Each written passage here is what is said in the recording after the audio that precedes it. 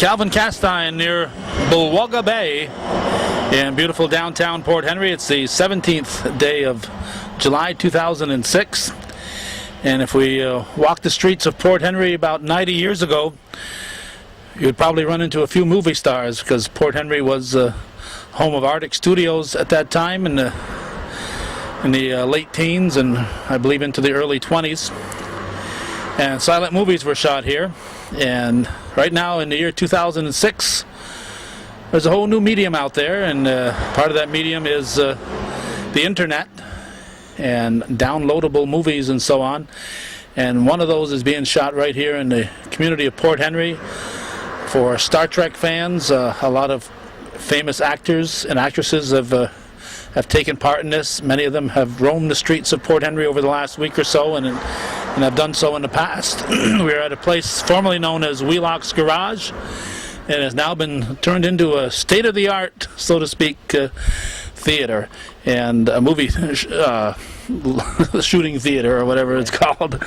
And with me is a confirmed Trekkie, Robbie Clark from Champlain. Robbie very enthusiastically read the articles written by Laura McKinstry in the Press Republican announcing that this was going to be going on, and called me up and tried to convince me to come down here, but with my schedule I said, well, maybe I will, maybe I won't. So last Saturday he came down and talked to Jim Cowley and said, what do you think? And Jim said, come on down.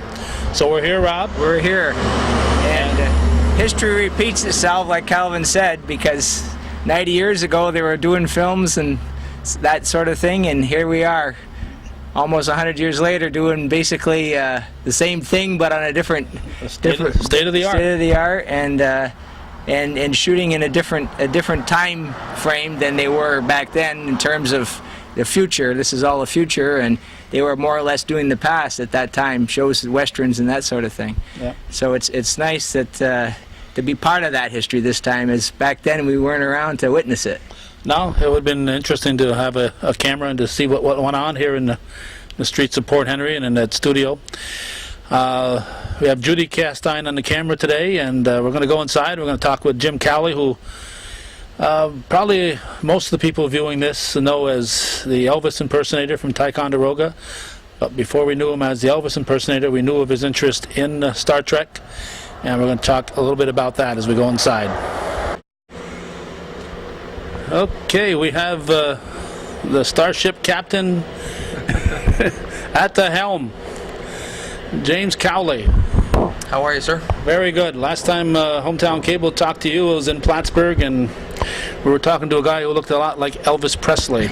Well, at certain times of the year, he still does. Yeah. This just happens to be the other profession, taking his place right now. So. Rather great interest. I think the first time we ever heard of James Cowley in the Press Republican, it had to do with Star Trek. Yeah, that was before I think maybe you were either just out of high school or still in high school, I think, when your interest made the news. I'm not exactly sure. I started doing some freelance costume work for Star Trek in 1987, and then that led to my interest in actually trying to do something like this. And all these years later, I'm finally, doing it with the stars. So here we are. Okay, and you play the role of Captain Kirk in these films that you make? Well, we're recreating the last 2 years of the original show that never aired. The show was supposed to be on for 5 years, and it was canceled after 3. 5-year journey, that's right. So they canceled it after 3, and the fans have always wanted to see what would have happened. So we came in and recreated all the sets and cast new actors to play those iconic roles, and that's what we do. I play Captain Kirk. Okay, and you have people playing Spock and McCoy and all those Spock and McCoy and characters. Scotty and Uhura. But I saw in the paper that Uhura is in here. So what happened there? Well, yeah, the Nichelle Nichols, who played Uhura, and Walter Koenig, who was the original Chekhov, was here. Tim Russ, who played Tuvok. Garrett Wang, who was Harry Kim. Chase Masterson, who was Lita. Which I think J.G. Hertzler, General Martok. There's been a bunch of the original actors here. We're doing a mini-series, so to speak, for the internet. For the fans, for the 40th anniversary, the fans the actors are fans of the fans, and they wanted to do something for the 40th anniversary of the show because Paramount doesn't have any kind of Star Trek, film in development at this point. So they said, let's get together and work with the bigger fans and see if we can't get something out there to celebrate the show. So this is probably the first time. When did the Star Trek movie come out? 79 or so? Yeah, the first Star Trek film was 79, and the series aired in 1966. But with the demise of the Enterprise, I think this was the first year. The year we just finished was the first year since 79 or 78 when the. It's been a little over a year without a Star Trek series on the air. Yes, since 1979. So That's a long time, and the fans aren't ready to let it go yet. No, and that's the whole thing about Star Trek to begin with. The fact that despite its 3-year run, the fans never let it go. That's right. Now, It's been a very unique television show and movies. You know, it's been taken to heart. okay, it looks like a Russian has just walked in here. He won't interview. He's a little busy. He's busy. He's got lines to prep for. Okay. How long a feature is this going to be? 3 parts, each of them about 40 minutes long. Wow. So you're talking an hour and 20 minutes? Right, and then they'll be downloadable. 2 hours and 20 minutes. They'll be downloadable, and together they tell one galactic story, featuring all these different actors from all these different incarnations of Star Trek, alongside their fan counterparts.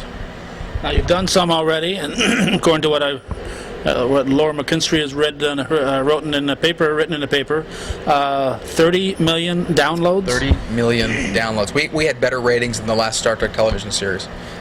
Yeah, That's a little mind-boggling. a little mind-boggling, but it just goes to show that we had our finger on the pulse of what the fan community was looking for, and the people that were behind UPN didn't have their finger on the right trigger. They didn't deliver what the fans were looking for, and they couldn't get the ratings. Fans are not tired of Star Trek. They're tired of bad Star Trek.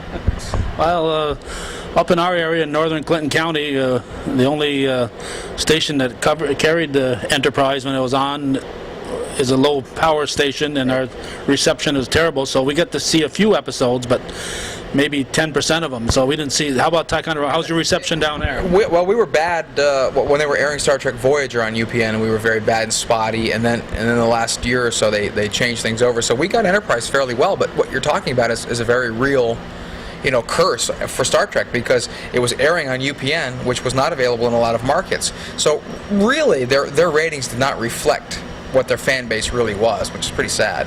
Yeah, we were fortunate with Voyager that CTV up in Montreal carried it, so we were able to get a good picture from there. But CTV didn't pick up Enterprise. Yeah. It's a shame. Enterprise really was a good show.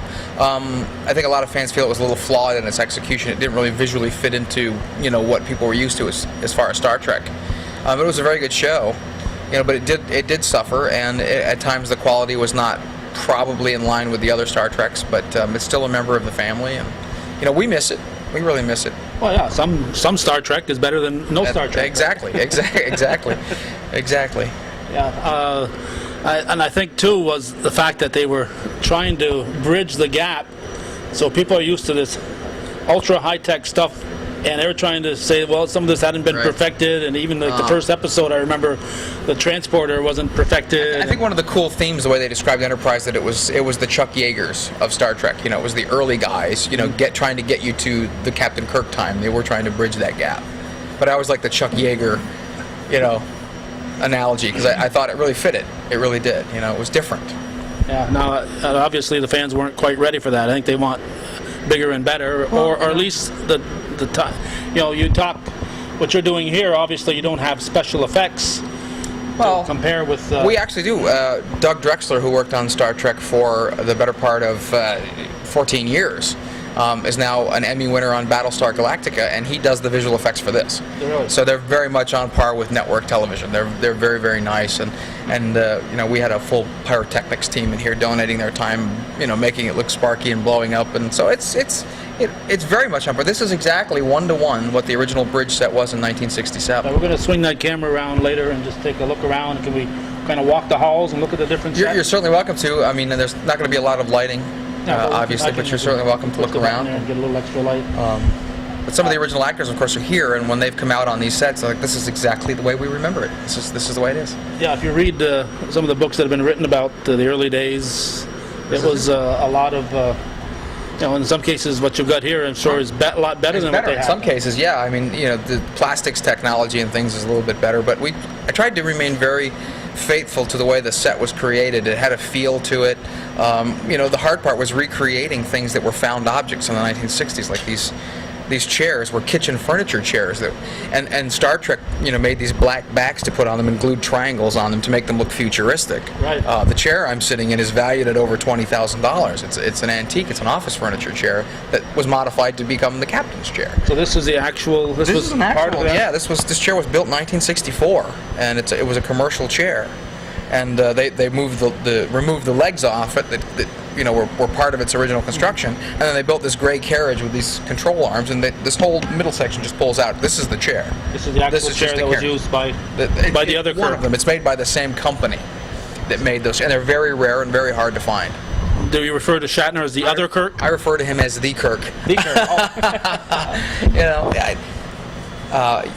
Bill Shatner was always, my hero as Captain Kirk, and what he's accomplished and how he's reinvented himself today. I think he's just he's a brilliant guy. I've met him once and had the pleasure of a very short conversation, but he was very gracious to us.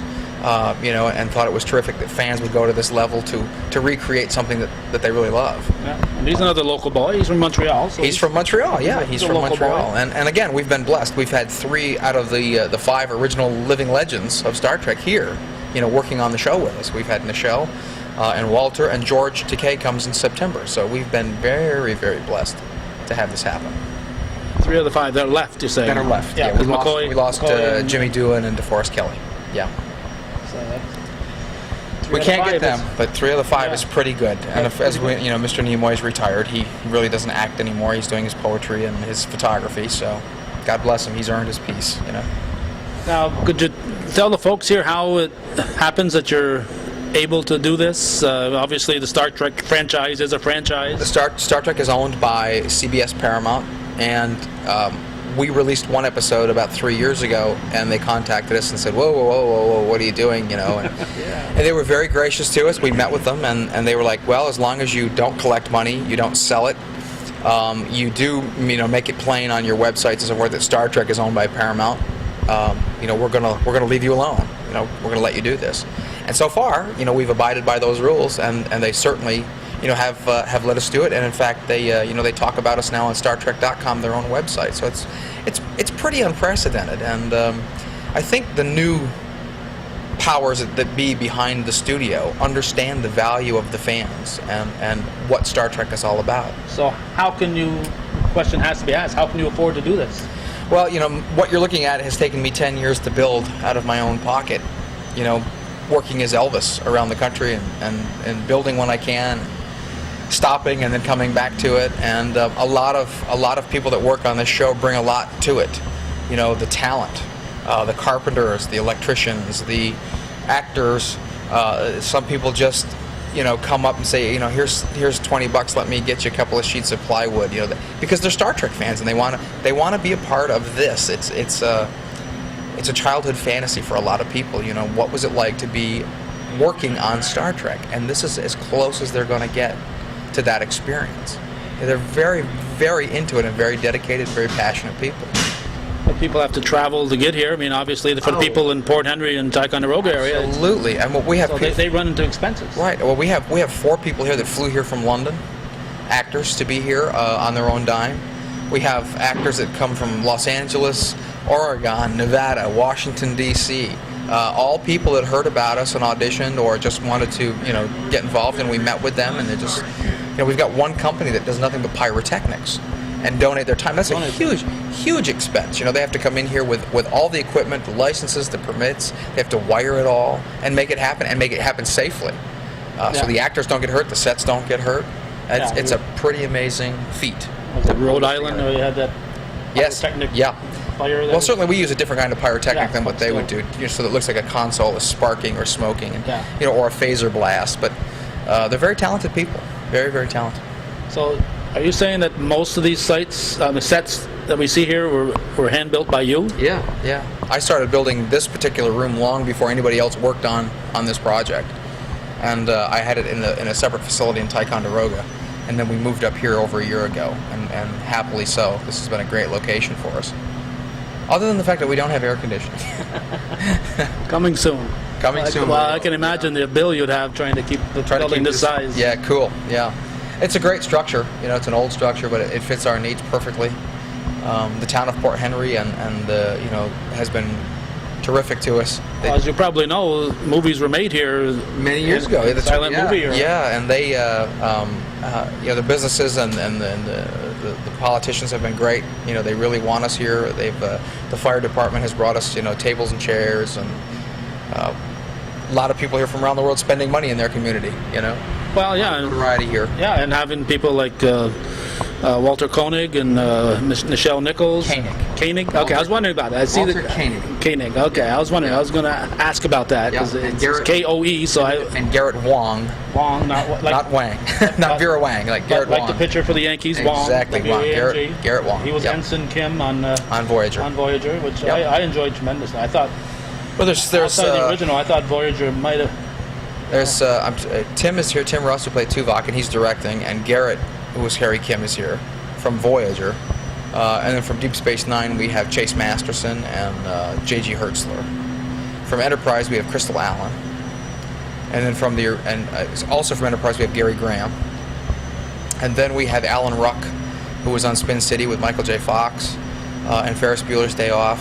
He played Captain John Harriman in Star Trek Generations. So we have him here playing that role.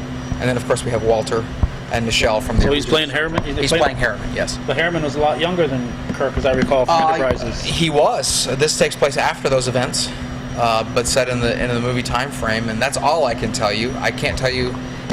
The only thing I will say is that it has nothing to do with time travel. Nothing to do with time travel. Nothing to do with time travel. But it's Star Trek, and you're able, through the magic of that universe and science fiction, to bring these people together. So even though he was younger, he's there with a younger Kirk. Well, I'm not playing Captain Kirk. Oh, you're not playing in this Captain particular adventure. Oh, I see. I am in it. You're in it. And I am playing a Kirk. A Kirk. But I am not playing Captain Kirk. Well, the only other Kirk I know of was the kid that got blown up in was it the second movie?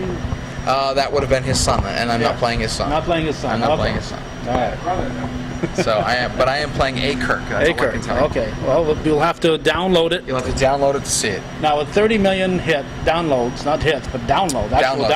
And that's the ones that we could track. That's not file sharing or any of that stuff, or the news groups. We couldn't track any of that. We're just our own mirrors, and our website's 30 million downloads. You have to be able to do a little bit of math. And said even if we were able to charge a quarter a download, that'd be $7.5 million. Our favorite statement is that there's a lot of TV shows that are going on the internet right now, and it looks like at 99 cents or $1, and that's $30 million that was missed out upon.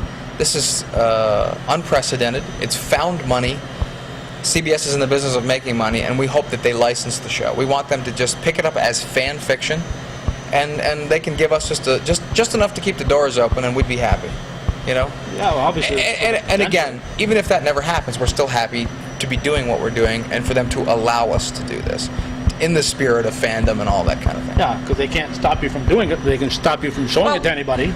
Well, they couldn't. They could stop us from doing it if they really wanted to. If you didn't show it to anybody. Right. But again. From what I understand, they really do enjoy the fan films and the fan movement, and they're not interested in that. And I think now, really, we're at a crucial time in Star Trek history. There's no product. Right. We're back to where we were in the 1970s, even before the movies. Well, there is product, but it's all reruns. Exactly. But there's no new product, right. And therefore, merchandising is probably lower, than it has been in quite a few years. And there was some bad feelings between the studio and the fans because of things that had happened. They closed websites down and stopped the fans from doing a lot of things, and the tide seems to be changed now, and I think they're taking their cues from George Lucas. George Lucas, has let the fans do their own fan films for a number of years, and he supports them, he runs contests, rewards the winners, and I think for Star Trek to continue and to live long and prosper, Paramount has to do the same thing. You can't alienate. That's right. You can't alienate the people that are spending that kind of money on your product. A certain number of them are always going to spend money on it, and that's been proven because they still watched Enterprise and they still did that, but the numbers were much lower. And it's not just putting out a TV show that appeals to everybody. You've got a great core audience of millions and millions of people. If you can play to that audience on more levels than one, you're going to be very successful, and that's been proven with Star Trek. I think they see that. They know the fans are their bread and butter, and they're being very cool to us, and we're very appreciative. We would much rather, be a big family with CBS than at odds with everybody and saying, oh, they're not doing this, they don't let the fans do that. So it's working out. They seem to be very appreciative of us. So. Okay, outside of starring as a Kirk in here, are you the producer? When you finish yes. this up, who's the owner? Well, I am a co-producer on this project. A fellow by the name of Doug Conway, who is a producer from Los Angeles. Big Star Trek fan. Doug has made his career out of promoting Star Trek conventions and bringing the actors together for the fans. And he had heard about me on the internet and through some other contacts, Walter, and he has always wanted to do something like this. So he called me and said, you've got the sets and the costumes and the knowledge and the wherewithal, and I've got these other actors and contacts, and I've mentioned it to a lot of people, and wouldn't this be great if you and I could team up and make this a reality? So I agreed to be a co-producer with Doug, and Doug has brought a lot of these crucial pieces together, and they've all come to my home, and we're working as a team to put this thing out there. So I'm a co-producer, but basically this is Doug's whole concept for this miniseries and what he wanted to see happen, for the 40th anniversary, and what the actors wanted to see. They've each had a hand in this particular story. What about your character, or what would you like to say or do, or who would you like to be if not your character? And they've all said, this is really great. What a way to repay the fans for supporting us all these years. Now, your thing with the Star Trek, as we said, it went back to the 80s, and 25th anniversary was about time that Eugene Roddenberry died. Yeah, you were telling us outside that you got a personal phone call from the widow. Yes, Gene died in '91, and there were certain fan groups, that have been very prominent through the years, and she was very nice and called us to let us know that before it hit the national news, that the creator was gone, so to speak, and it was quite a moment. It was a bit of indecision in the Star Trek community, and a lot of people thought, Star Trek's going to fall apart. Where's it going to go without the visionary? And it's managed to endure. Gene always said that he'd hoped that what he had created would continue to grow and continue to get better, and so that people would say many years after he was gone, now that's even better than the way I did it. Well, production can be better, but the ideas, it's like Walt Disney. I'll compare him a little bit maybe to Walt Disney. Right. Disney studios keep on, but they don't have the vision of Walt Disney anymore. Right. Well, the thing about Star Trek that I think is kind of the last couple of incarnations have slowly gotten away from was it was always about people and the human idea and where we were going and the fact that we were going to get there, that we are better than the sum of our parts, and we're going to be, we're going to have a great tomorrow. We're not going to blow ourselves up. We are going to be there 300 years from now, and we're still going to be, doing what we do. Yeah, that was Gene's whole message. And then he candy coated it with little action and adventure, to sell the idea or to teach the idea every week. And I think that's important. I think you have to challenge people. You can't just pull out a zap gun and shoot somebody in the story. You've got to tackle things that aren't being tackled properly on television. You got to tell a story that's going to piss people off. Excuse my language, but you've got to do that to educate and to let them see that there are issues out there worth talking about. Gene did it all the time with drugs and religion and with the Vietnam War, race hatred. He did all this stuff. And if you look at where we were in 1968 and where we are now, we've come a long way, but we've got a long way to go. We're not there yet. We're not there yet. We've got a long way to go, but we've done a good job. Nichelle, of course, was going to quit Star Trek in 1966, and she was at an NAACP rally, and she was talking to somebody, and she said, "I'm leaving the show."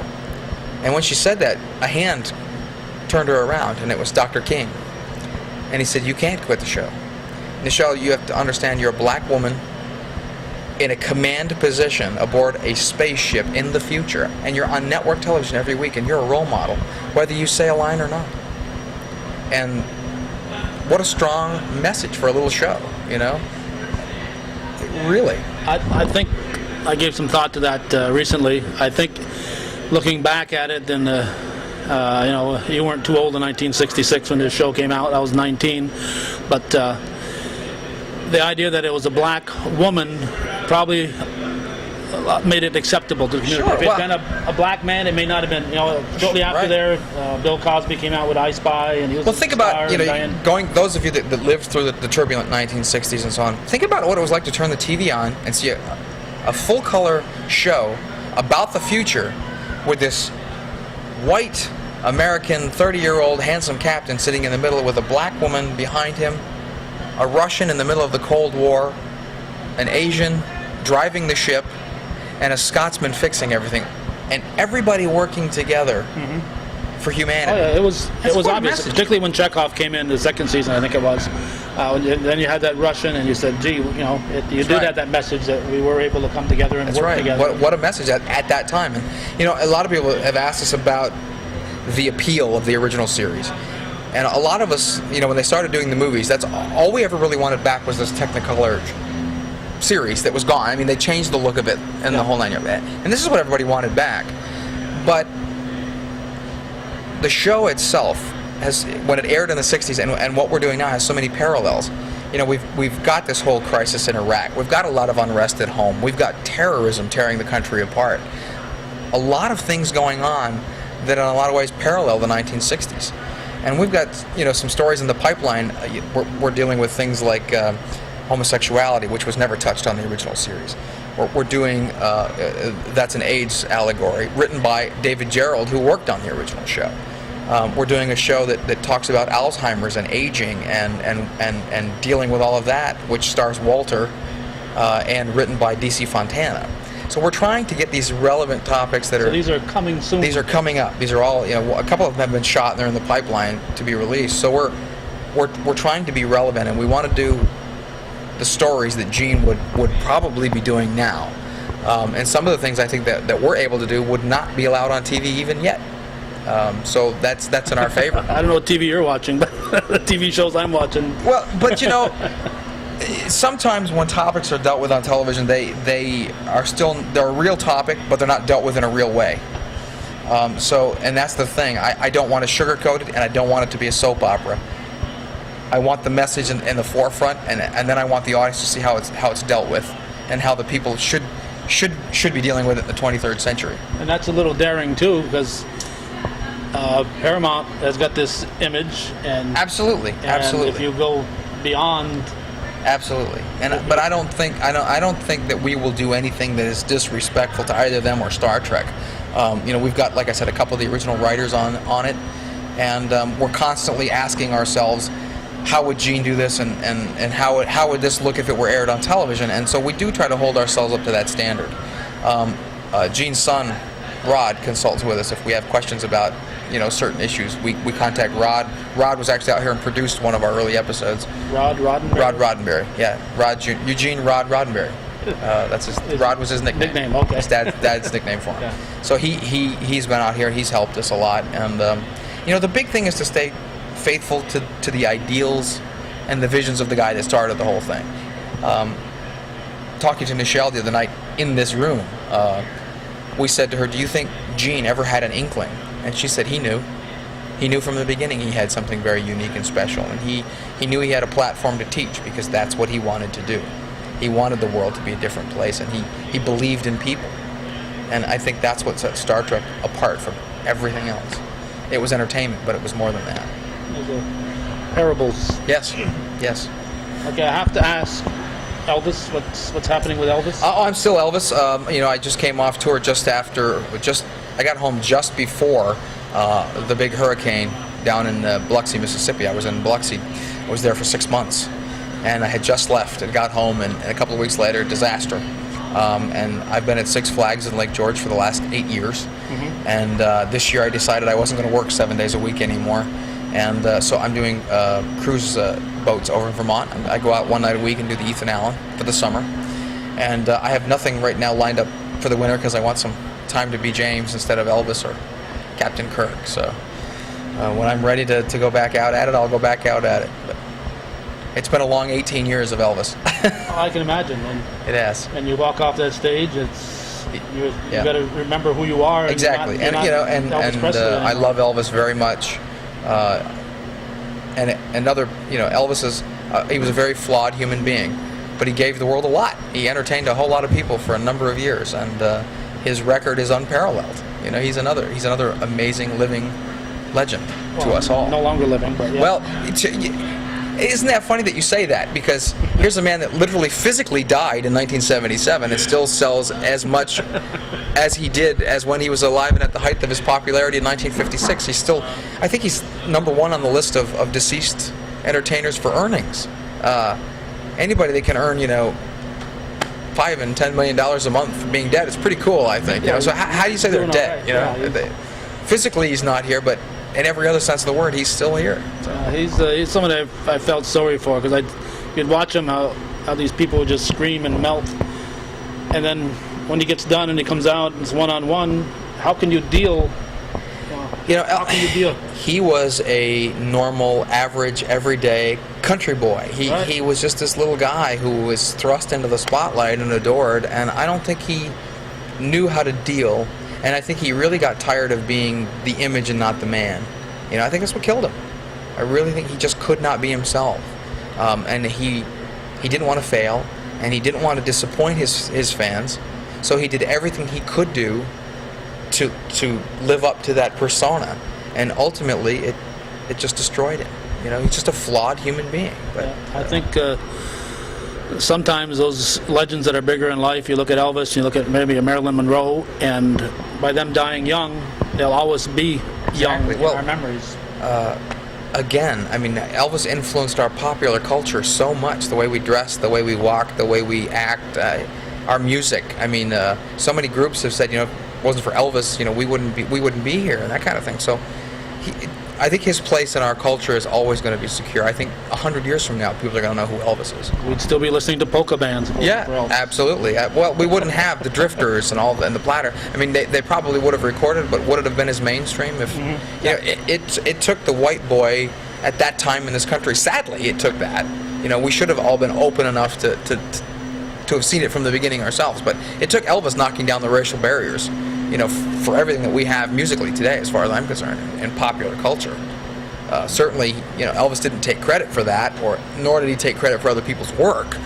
But, he was the first. He was the biggest celebrity in the music business, and I don't think we've had one as big since. I don't know. I'm sure Beatle fans might disagree, but I can't. No. Well, the Beatles themselves were in awe of Elvis, and they said without Elvis there would be no Beatles. Yeah.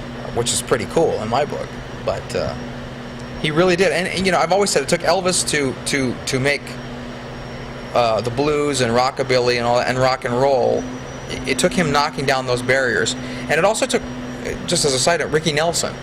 Ricky Nelson was this wholesome, everyday, good kid on television with his family, and if it was okay for Ozzy's boy to sing rock and roll, well, hell, it was okay, period. And I think Ricky helped that whole momentum at that time period to cement the idea that we have today.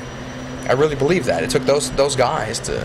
Yeah, I agree. I think Ricky Nelson's one of my favorite singers. If I had one singer to go sit on a desert island with and listen to for the rest of my life, it'd probably be Jim Croce. But I love the music of Rick Nelson, and of course, And I've said this sometimes. We don't have stars like that anymore. We don't, or maybe we have stars, but we don't have celebrities, legends. I don't know what the word is. The icons. The true stars. We don't have. They're not that big anymore. They don't burn that bright.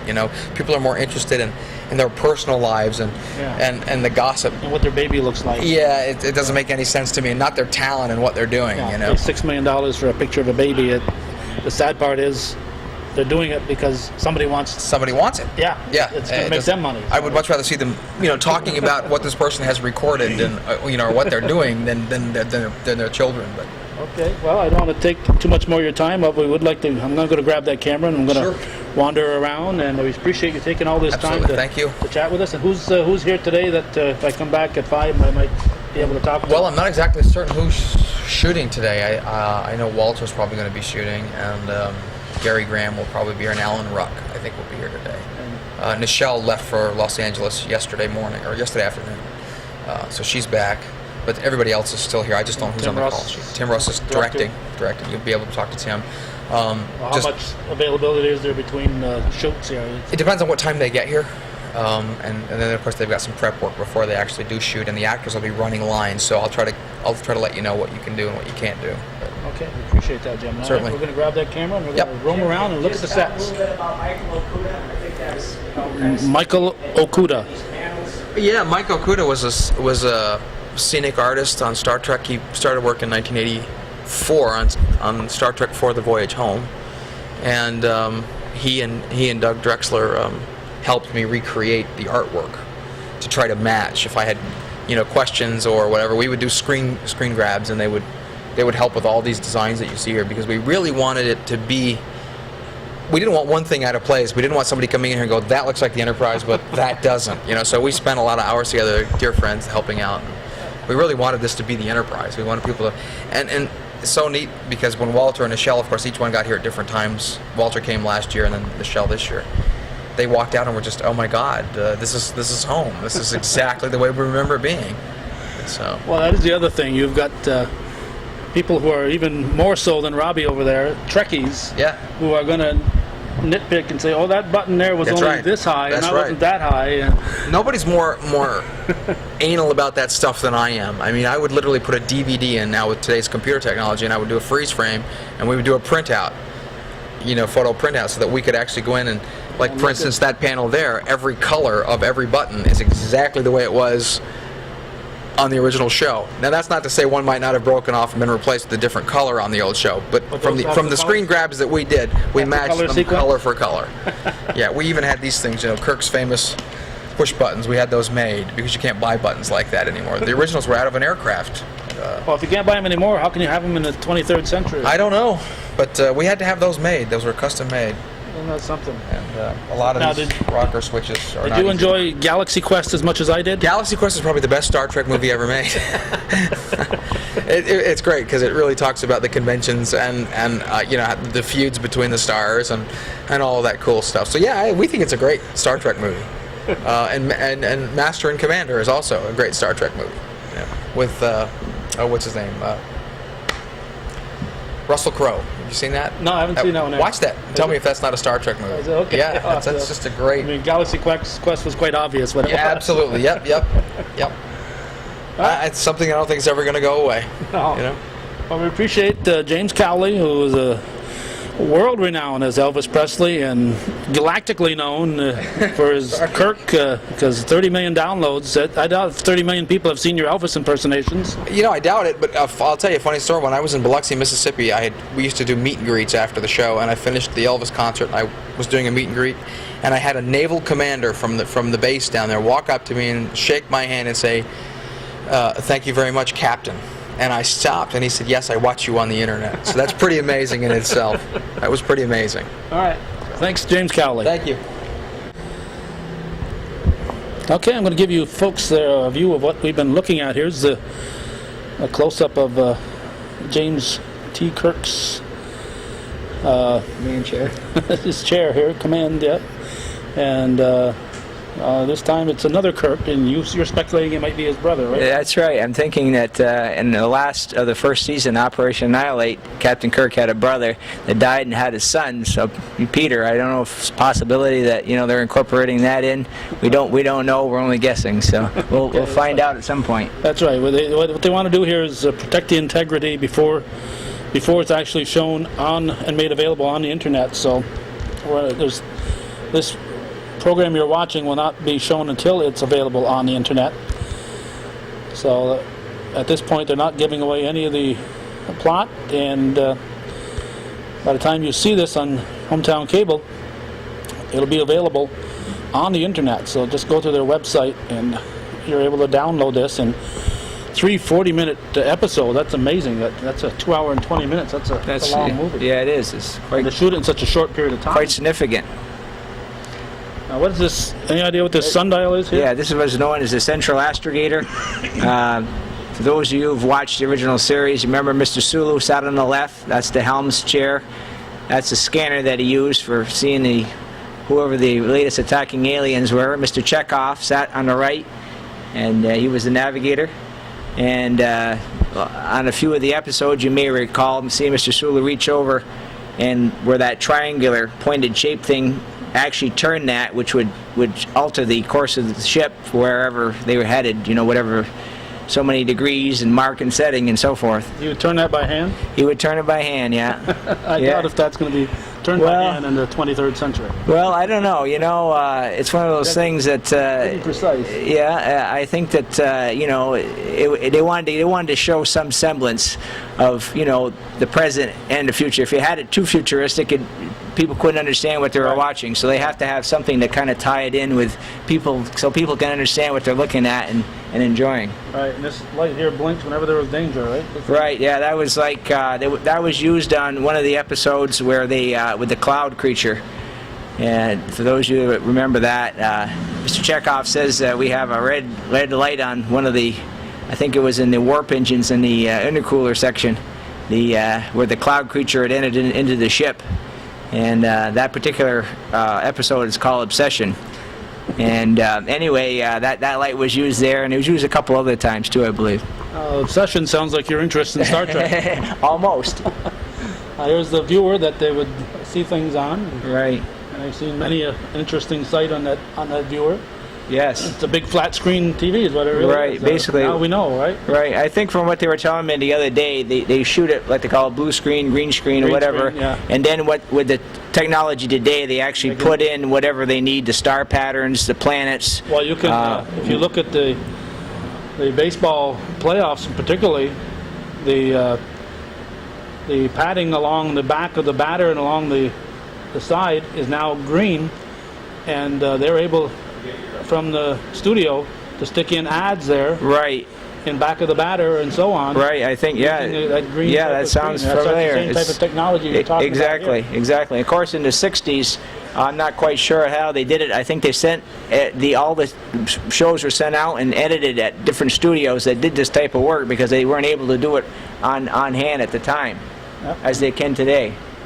Here's the large panel with the no buttons on it. Right. There you go. What happened was when they were shooting the original show, most time they used a bigger camera, so they weren't able to actually get over and see these, so they never really bothered to complete them. That was one of the things. But now, like I say, they have the newer cameras, they're smaller, they're able to get a much wider shot. Which one? Which her and which one is the Lieutenant Aurora is right behind Captain Kirk. That's the communications and panel. Spock would be here. The science officer. Right. This is Life Science Station. This over here, I believe, as I remember, they had environmental control, for life support systems. They had, I think, actually this one over here, because if you see the segment right in the corner, the different temperatures of the ship. In other words, normally where it's green there, the engines are cool, but they'd be red. You know what I'm saying? That would normally be red. All the warp engines would be red because obviously there'd be no human life there. So there'd be no life support in that area. As the main saucer section and the lower fuselage would be, a color that would represent, life going on in that area. Okay. So Spock would be here. Spock would be there, right? And her would be over this way. Right, exactly. And of course, the turbo lift where the young lady's standing. Well, turbo lift, that wasn't... Right.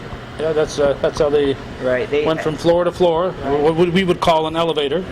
I understand on the original show they had a man on each side that would work those panels back and forth to get the effect they wanted. And here's where the unknown actors would be. Right, yeah. Right. The extras. Right. Of course, our old friend Scotty. Captain, I can't take it anymore. We're losing power in the warp engines and I cannot find out the cause. So when he was in the engineering room, he was here. That's right, sir. Okay. Scotty. And the engines showing the conditions, the bar graphs and so forth. The temperatures. All right. Okay, we're giving Judy a break and we're letting Rob hold the camera, so we're taking our chances here. But this is one of those shaky episodes on Star Trek. It is. Yeah, the ship flies everywhere, gets blown up, so be careful. Your name? My name's John Carrigan and I'm from England. I'm an English actor. An English actor? How did you get involved here?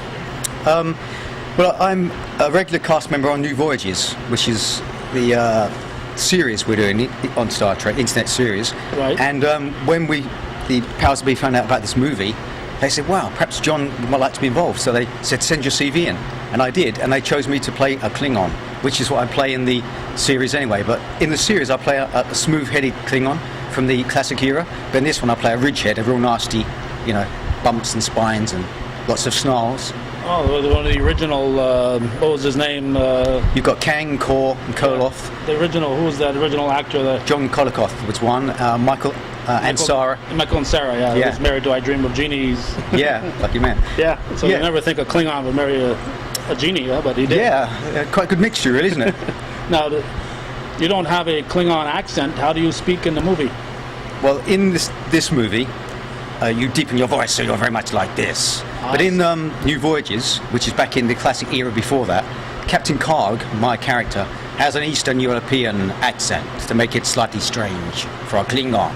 Rather than just saying, it's a British actor or American actor, I want to be a bit like Yul Brynner, Strange stuff. Okay, so you flew all the way over here to take part in this? I did, because with the caliber of actors you've got on this cast, Walter Koenig, Nichelle Nichols, Alan Ruck, it's a pleasure and an honour to act alongside these people. I didn't have a massive part, but we did some great scenes together, and for me it's like a dream come true, really. Now, the closest they had to someone from your neck of the planet was Scotty. Were you upset that there were no British people on this spaceship here? Well, actually there was. There was. Lieutenant Kyle, and he was English. And he was man the transporter consul, so... Did he ever speak? I don't know. Yes, he did. Did he? Yeah, and he was also in the Wrath of Khan. He recreated his role. So we did get a Brit in there somewhere, or English in there somewhere, because Scotty was British Scottish, So he was your token he was. countryman. He was, that's right. Yeah. So you get heavy makeup? No, of course, the original Yeah. Klingons weren't real heavy makeup. Yeah, when I played Karg, you have a goatee beard and just suave dark makeup. But for this, we've got top Hollywood makeup artists here. For the past, 4 days, I've been 3 different Klingons, because the one who had dialogue, you couldn't recognise me again in another part, because I did some stunt work and stuff. I was a stunt man for 12 years. So after I did my speaking part, they said, can you do some stunts? So they put, different makeup, different beard, the same heavy armour, and I've been throwing myself about the bridge for the past couple of days with a couple of friends of mine from England. In this weather, which is 103-degree heat. Well, it's probably 103 in here. Yeah. You've had 93 outside, but yeah. Yeah, you've got the prosthesis on your forehead and your nose, plus all this real leather and metal armour, and the massive boots and stuff, and you sit in this for hours and hours, and so you find the second you start to walk about, it melts off you. But you've still got to be a tough Klingon, so... I'm melting. Yeah, I'm melting. Yeah. It wouldn't work. No. Okay, now, so you say things fly about, and I remember one of the great things of the Star Trek movies is that when the ship goes this way, people go this, and everybody... Yep. So do you have to do that kind of thing? Yeah, you got the director in front of you, and he goes, everybody watch my hand, and he goes this way, and you go, stagger, stagger, this way, stagger, stagger, and then backwards and a forward lurch. There's some going on There you there. go, yeah. There you go. They're Look staggering, out. see? Professional staggerers.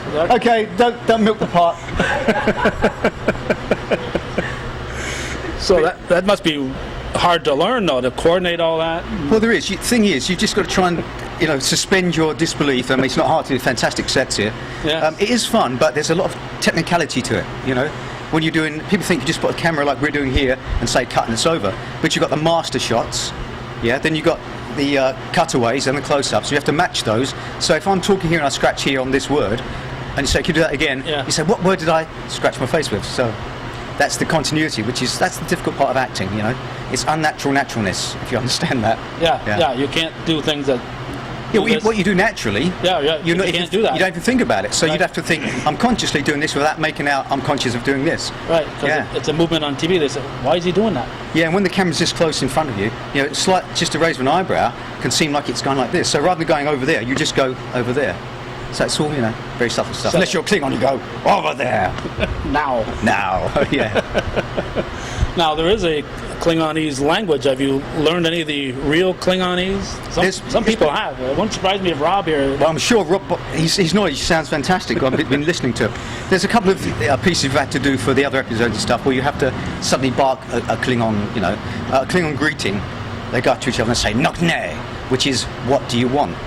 So imagine if you got to them and say, what do you want? It's not very friendly, is it? No. So, Nokne. Sounds like not now. Yeah, not now probably is. Go away, come back later.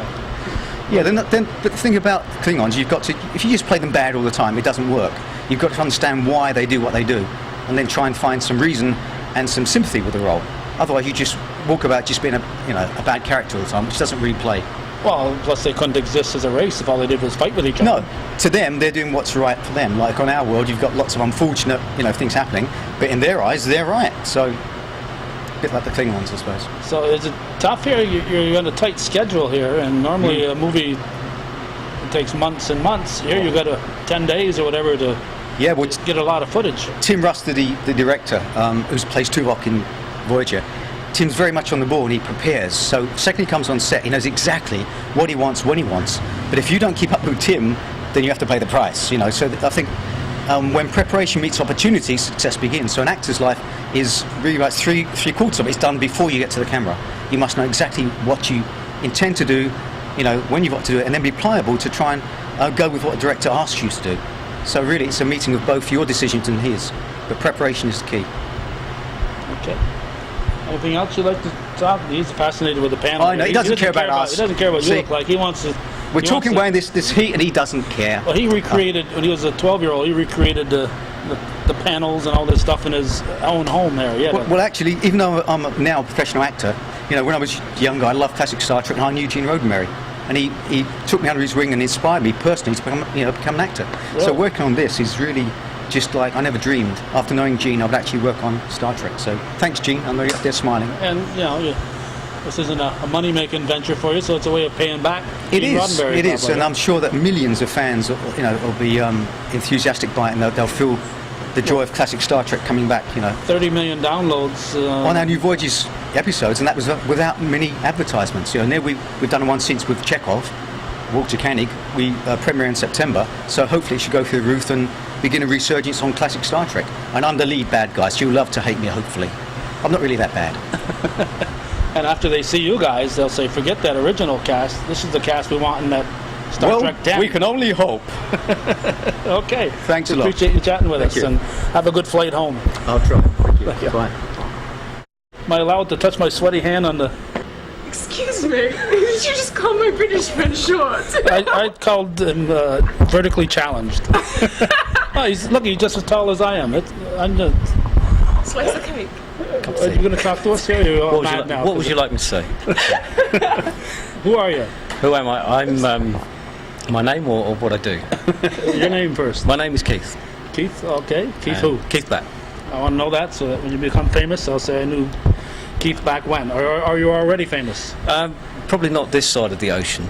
I think we're quite notorious back in the UK, but not so much. Will you be able to get back into the country now that you've left? Or? Yeah, well, I hope so. If the plane makes it. If the plane makes if the plane makes it. Stu and I do Klingons. We've made. In this. Well, I've done two roles. I'm the guy that actually made the Klingon outfits that came over here. So otherwise they wouldn't have had any Klingons. So you said that. Yeah. If I'm going to make the outfits, I got to be one too. That's right. Well, we got it through John. James Cawley came over to our country in February, saw Keith and I in our outfits and said, I want you guys over in America. So here we are. It's been a good laugh too. We've enjoyed every minute of it. We've both died. Yeah, we died last We've night. both died as Klingons. You both died. We don't want to give any of the story away here, but the Klingons dying, we don't care. Well, it's that can't be that it's an important. alternate universe, so we're alive again today. I've had two roles. You see, I was flying this ship, so I sat here. Initially in this movie. Yeah. Okay. I was a Starfleet officer flying the Enterprise. Okay, but you're not playing Sulu or anything. When Chekhov is I was here. in Chekhov's chair. You're in Chekhov's chair. Okay. And I actually handed the chair to Captain Chekhov, as he is in the film. He comes round and I hand the chair back to him for nostalgic purposes. So, but it's going to be a good movie. It's going to be a great movie. Really excited to see it all cut together. Now, is the majority of this? James was telling us 3 40-minute segments. Is majority of that 2.5 hours being shot here in this 10 days? Is that? Some is being filmed here, some is being filmed in LA. Some of the actors are going to be shooting in LA. Obviously we're here. there's a few couldn't make it, so it's easier to film what we have to film here, and then the rest will be done in LA, and then in September we come back again then to do New Voyages. So What is your name? I'm Stuart John Lucas. Stuart John Lucas? Yes. John Luke? Lucas. Nothing to do with Star Wars, though. You know, let's Star Trek. Only Star Trek. Jean-Luc Picard. Only Star Trek. Yep. Yep. You can tell the tourists they wear those New York Empires. Yeah, you have to have the New York T-shirt. You know, I mean, we've never been to New York before, so we're really enjoying it. You know. No, when you heard you were coming to New York, you said skyscrapers and Broadway, Exactly. and you end up in downtown Port Henry. We've never a little seen so culture much- shock. Yeah, it's a no. It's a very nice culture shock actually. We didn't expect to see as much scenery and woodland as what we've gone. And I'd also like to say we haven't met anybody yet that we haven't found to be very polite and very nice. I was told before I came to New York, it's got to be the worst place in the world for people skills. But I want to make this point that the people of Port Henry and the surroundings have made us so welcome.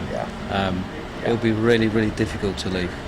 It's been lovely here, and people like Giovanni and a family, and Like the kids from James, Plattsburgh. and it's just been fantastic. So difficult to go home. Yeah. So, but be glad to get out of the heat. The heat, Yeah. You get rain, but not the heat. We where get- you're from. We just get rain. We don't get any heat. You get wet the old-fashioned way. That's it. Yeah. That's. Yeah, some English weather would be nice. So, are there other? Are you a Klingon also? No, I'm in Starfleet Extra. Or Starfleet? Actually? Yes. We'll get to you in a moment. Okay. Go away. Get to you in a moment. She's a local, so we don't have to talk to her right away. You know, you guys on a tight schedule. That's not fair. But she's got all of her fans at home watching this. So. Okay, so what do you do as an actor outside of coming here and? Well, I've got Giving you time for this. got a regular job back in the UK. Me and Stu run our own promotions company, which is basically Klingons. We hire our services out all over the country, all over the UK, that is, and a lot of my time is spent doing that. So you go to parties, conventions. Yeah, And we do a lot of work for Paramount UK as well, and adverts for DS9 when that was being done and all that sort of thing. And we're doing the 40th anniversary in the Science Museum in London in September. With a bit of luck, the early part of September, because as I say, we've been invited back to do New Voyages in September as well. So fingers crossed we can do both. You know, it's a great job, and Keith and I love every minute of it. It's difficult sometimes because we live quite a way. There's 160 miles between us where we live. But we Small distance. we manage. But yeah, so we love what we do. We've been friends for years and years. So Like 12 years now. yeah, so ever since we met as We met at a Klingons, convention. and ever So you're since Trekkies and. Oh, yes. no, we're Trekkers. Trekkers. Trekker. Yeah, That's a step Trekkers. beyond Trekkers. Trekkies. Yeah, Trekkies is more the female variety. Oh, I see. So I asked James about Galaxy Quest. He thought it was a great movie. What did you guys think Fantastic. of Galaxy Quest? fantastic, Fantastic. outstanding. Yeah. One of Yeah. the best sci-fi movies Yeah, ever made. yeah, Next to Gene Roddenberry stuff, of course, but the of course.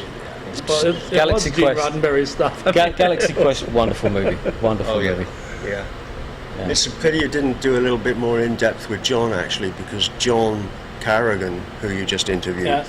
he was Gene Roddenberry. He was his bodyguard. He was also, he was like his grandfather to him. Oh, he said he knew Gene. Oh and yeah, stuff, yeah, but I yeah. didn't realize Yes. Well, Oh, well, you can tell us then. very close to Gene. Gene you know. got him into acting.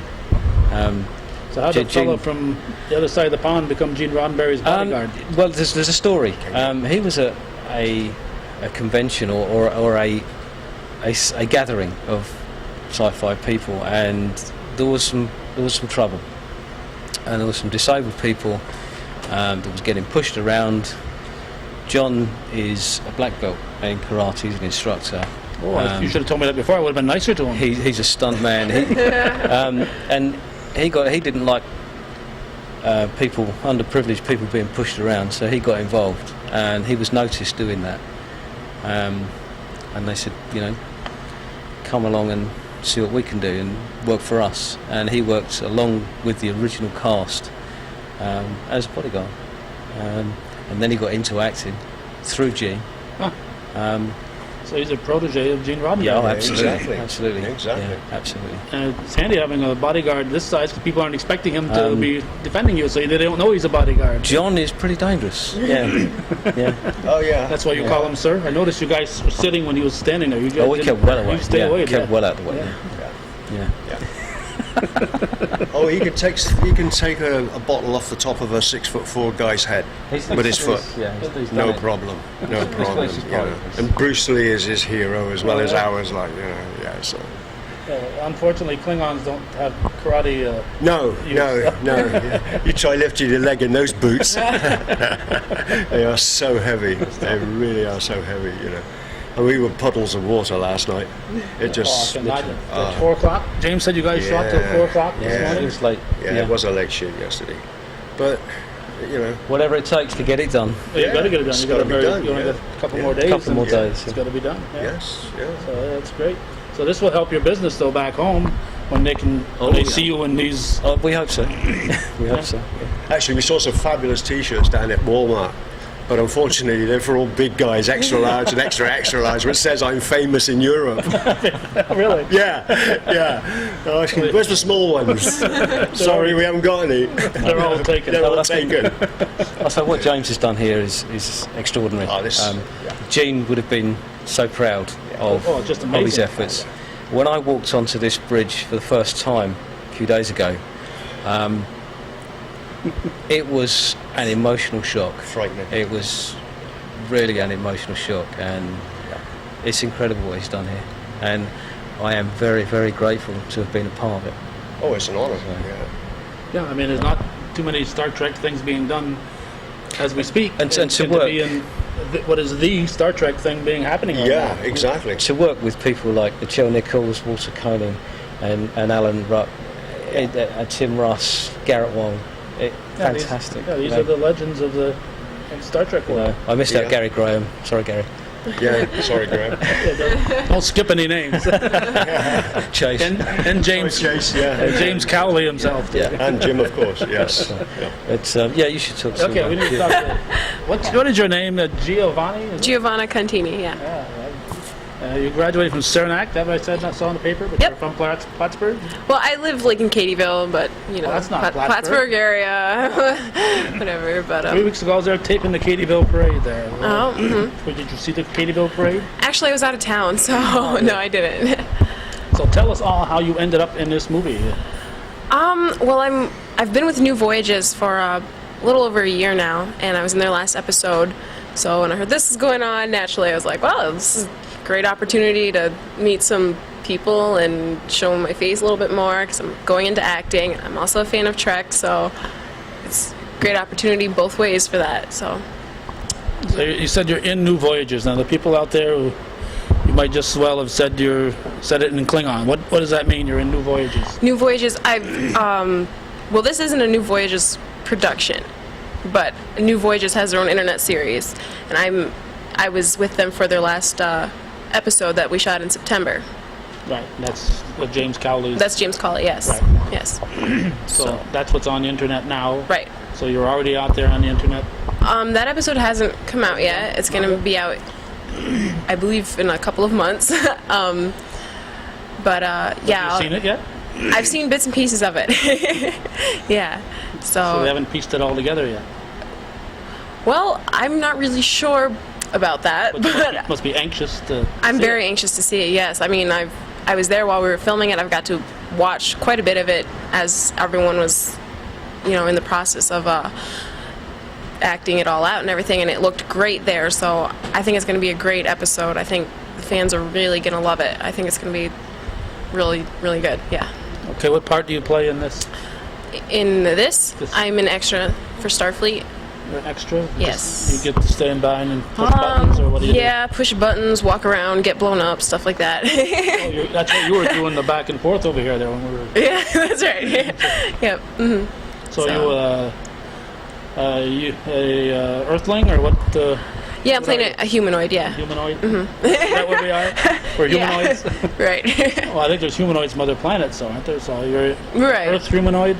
Whatever they decide I am is good. How much makeup do you have to wear? Probably not as much as a Klingon, obviously. No, not as much as a Klingon. It's just some, basic face makeup. They had me some pretty cool eyeshadow stuff yesterday. They didn't try to make you a Orion slave girl, did No, not yet. Not yet. they? So you got to talk to your agent before they lie. Right. So you just graduated from Saranac this year? Yes, that's right. Where'd you go to elementary school? I was actually homeschooled up until my freshman year of so high you school. You didn't get to experience my brother Gary Castine, who's a teacher in Morrisonville Elementary. No, but I know who he is. Hope so. He's your basketball coach. Right. Well, and I think his daughter was my government and economics teacher. Katie? Yep, Katie. Okay. So, yeah, I've heard a lot about him. Some of it's true. Except the stuff he says. Oh, right. All right. Giovanni, that's an unusual name. Yes, it's Italian. I'm Italian. So you haven't met too many.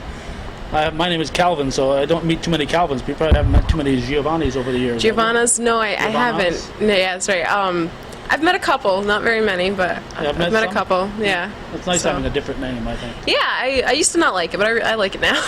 Very mature. What are your plans for the future besides being in more Star Treks? Well, I'm going to an acting school in the fall. I'm going to the American Musical and Dramatic Academy, and I plan on pursuing my acting career, my acting dream, and hey, let's see where that takes me. All right. And when you go to school, you can tell people you can watch me on the internet. Yes. Make sure they understand what you're talking about. Yeah. Okay. But yeah, it's been a great working here. I've really had a great time. Despite the warm temperatures. Despite the warm temperatures, but it's been really great. Yeah. Okay. Thanks, Giovanni. No, thank you. Giovanna. It's all right. I'll get it. Okay, we are just in back of, what is that called? This is the 360-degree set of the Enterprise, the bridge of the Enterprise. The Yes. bridge. That word wouldn't come to my mind. The bridge set. Judy's taking a shot of it right now. And your name? My name is Howard Brown. Howard Brown. Where are you from, Howard Brown? I'm from Harrisburg, Pennsylvania. Oh, well, so unlike the guys we just chatted with from England, you didn't have quite so far to go. No, it's about eight and a half hour trip. Did you guys get any flood recently in your area? I know the Yes, Pennsylvania was really soaked. Absolutely. The area I was in, yes, we got soaked. The Susquehanna rivers went over their banks, and we had some extensive flooding. We're taping this on July 17th, 2006, and we've certainly had some interesting weather in the past month or so, and right now we're getting some interesting heat. Oh yes, this whole week here has been really sweltering. The studio here is basically a large sauna. A lot of the shooting that we've been doing has been in the evening, although we've been doing stuff in the afternoon, and it's very sweltering, very, very hard on the actors. And then we on the bridge, a lot of the bridge scenes we've been working into the night because of the cooler temperatures. Now, pyrotechnics is what you do. Tell us what that means. Yes, I do the pyrotechnics effects for both this episode of God and Men, and also I do the pyrotechnics for Star Trek New Voyages. What I do is I do the sparks, I do sparking conduit, anything that you would see like vaulting on the bridge, that kind of thing. That's what we do. Are you in the cast at all? No, I'm not in the cast. I have too much work to do to be in the cast. Turn your head either way here, because you got pointed sideburns here, and that kind of looks Star Trek-y here. Is that on purpose? How would you say? I'm a Star Trek fan myself, and I just every once in a while, whenever I come up here, I do that, just in case they do need an extra to come on. I can step in. I never have available. I'm available. But I'm usually too busy to do it. But it's just one of my little trademarks to show that I'm, a Star Trek fan.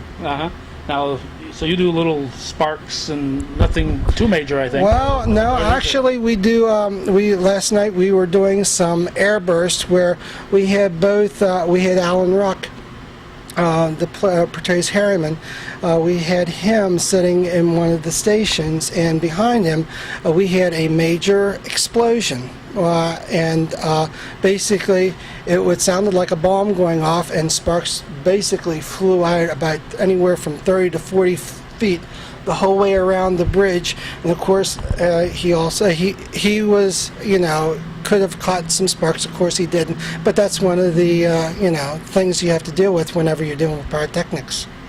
Now, what kind of regulations do you have to put up with? Do you have to have certain fire extinguishers nearby? Or? Oh yeah. First of all, I have to deal with the Bureau of ATF.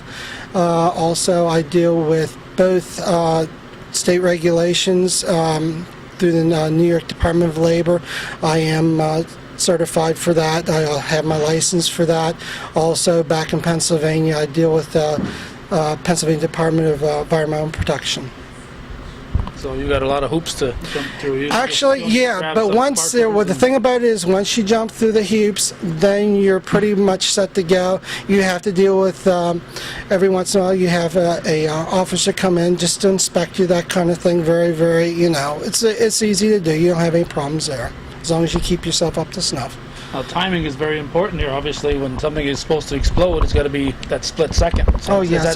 What I do is I take my direction from the director. He tells me on what mark to shoot my pyrotechnics, and it usually goes by the numbers. And as of last night, everything went by the numbers. Everything was very, with the choreography and everything like that, it was very, very smooth. So we had to have many retakes that involved the pyrotechnics? Actually, we had... Actually, last night, no. We took, they have two different camera angles, and they catch both sides of it, so you have two different takes at the same time, and it worked out very well. Great. Now, what do you do when you're not here helping out? Okay, I own my own fireworks company. I do professional fireworks displays in Pennsylvania. Hopefully, within the next year, I'll be able to do fireworks displays in the state of New York. I can only do close proximity pyrotechnics right now for like motion pictures and other entertainment. Okay, so this is your life, and this is your livelihood. This is what Actually, you do. no. This here is my second full-time job. Oh, your second full-time. I work. I'm a state employee back in Pennsylvania.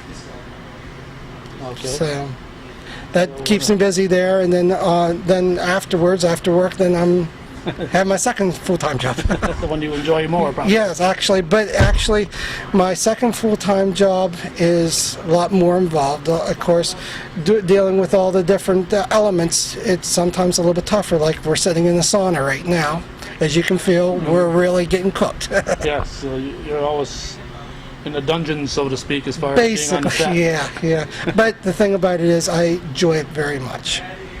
And when you see the finished product, you say, "I did that." It makes you feel good, right? Oh, absolutely, absolutely. Seeing it on the big screen, always, So have you done it for some big movies? No, actually, I've done it for independent films. Right now, we're in production of one movie. It's called Dark Operations. It's a science fiction movie being made down in Pennsylvania.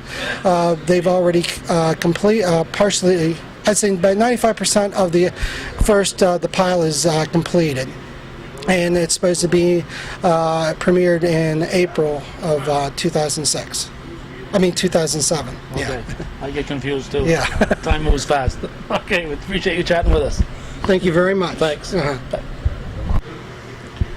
Okay, we haven't budged too far, but we've been able to find a couple more people to chat with who are out-of-towners. And your name? My name is Peter Christian. And you're from where, Peter? I'm from Tacoma.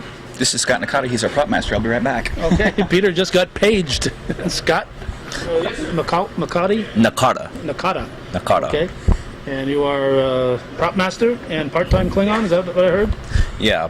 I am the prop master and the and part-time Klingon fill-in for the production here. I'm also doing some graphic design work for the panels and some of the computer animations that will be showing up on the for the movie here. Okay, now prop master. So what would be under the classification of props? anything that the actors have to interact with in general, besides the set construction and wardrobe. Weapons? Any kind of weapons, pins, accoutrements, daggers, things that they have to... Communicators, that's considered a prop. Things like doorbells, where they have to go up there and push the buttons, tools. So do you design these or just make them available here? There are many pieces that I have designed, many pieces I have prototyped specifically for the production that they had pre-existing designs for, which were also slightly altered for, through the course of the design phase. And then there were just several other pieces that were made available that were pre-existing from actually several other people that were able to loan the stuff for the production. So a lot of it is just being responsible for maintenance of the hero props and whatnot that are being used extensively for the filming, and keeping track of what we have so it doesn't all walk out the door. Yeah, you don't want to need that gun and all of a sudden it's in somebody's front seat in their car. Exactly. For the production, we produced 70 pieces, including the bridge plaque for the ship, and in total, I brought along over 125 pieces from Seattle. These are yours or production companies or? No, they're actually stuff that I've actually had a hand in putting together and whatnot. Quite a few number of licensed products from there's one piece for Masterpiece Models that will not be used because of a cutscene. There are a number of other pieces which I have for my private collection, and many things that I have altered or purpose built for the movie here, including several weapons which actually are pre-existing designs that I created about 2 years ago. Okay, so all that stuff will be leaving with you when you leave? Stuff created specifically for the production is going to leave with the executive producers, so that can stay nice and safe. The rest of the stuff will be leaving with me. The stuff you brought is? Yeah, the stuff that the production did not pay for, but is on loan for. Exactly. Okay. So, your full-time job, is this the type of stuff you do on a regular basis, or is this your hobby with you? Tell us what you do normally. Actually, I own a business. It's called Escape Sci-Fi Originals. We actually are in the line of supplying movie props and movie prop replicas to the public. And it's all licensed. We buy our kits through roddenberry.com and offer a build-up service for that. We do some electronics installation so that fans who want the stuff that actually looks like what it does on television can have that. Do you ever fabricate any of your own originally, or is it all? Always. I mean, from scratch, yes, without anybody else's plans, yes. Your own? The phasers that we are using for this movie were fabricated by me and originally designed by me, again, a year and a half to 2 years ago. I forget when specifically. What's the product made out of? Are they mainly wood or plastics, or? The prototypes are made from a variety of different materials, wide variety of different materials, and they are all CG-aided. And then when we physically go to cut the materials out, there's a very different number of techniques that goes to putting the whole thing together, including reproductions. So, because that's it. After you make it once, you want to be able to make it again and not spend that much time making each piece. Exactly. The trick is making what comes out of the production molds look like something else. So, in other words, what may look like a cast resin part may wind up being like a metallic aluminum finish, and that is the big trick. So that's what keeps you in business, though, being able to do that. I've got a good reputation out there, and I hope I can keep that up with this production. And yeah, then being associated with something like this doesn't hurt your resume any, does it? No, it absolutely does not hurt my resume at all. It's been a true pleasure and joy being here. Now, it must be tough though when you're out on the set as a Klingon or something. Do you have one eye on your props to make sure they're not walking off? There are a couple of people here which help out tremendously, but yeah, it's just a matter of checking the props in, finding them all at night, and making sure that they're all in one place. Yeah, because people do have habits of collecting souvenirs, you know. They do, and have been able to track down every single piece that's gone missing so far. Okay. Well, we appreciate you taking a moment to chat with us. All right, thank you very much. Thanks. Okay, as long as you're set. Okay, we have gone upstairs, and here is a shot of the transporter room, which I assumed was built by James Cowley.